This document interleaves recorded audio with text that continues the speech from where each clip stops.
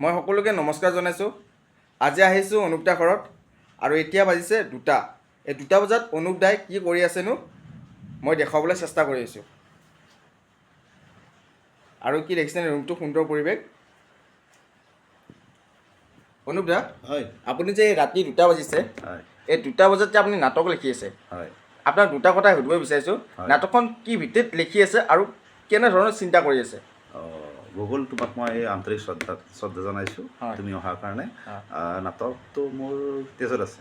নাটক হয়। মই সৰুৰ পৰাই কৰিছোঁ হয়। বা লিখিছোঁ, বা মই লিখা নাটকে হয়তো পুৰস্কাৰো পাইছে। হয়। গতিকে মই নাটকৰ কাৰণে অলপ নাটক বলীয়া বুলি ক'লে ভুল নহয় আচলতে। আচ্ছা আচ্ছা। গতিকে এতিয়া মই ট্ৰাই কৰি আছোঁ এখন ফুল ড্ৰামা ভালকৈ সকলোৱে চাব পৰাকৈ উলিয়াবলৈ। হয়।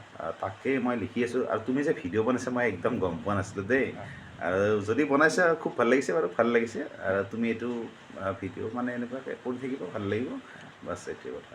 ঠিক আছে দিয়া। অনুপ দাক মই ধন্যবাদ জনাইছোঁ। এই ৰাতি 2টা বজালৈ নাটক লিখি আছে আৰু অনুপ দাই অভিনয় কৰিছে। এইবাৰ ময়ো কৰিছিলোঁ, মই এটা পাক কৰিম। সেইখন অভিনয় পূৰা ফুল ড্ৰামা কৰিলে আৰু বহুত মানুহে ভাল পাইছে মানে অনুপ দাৰ অভিনয়ত।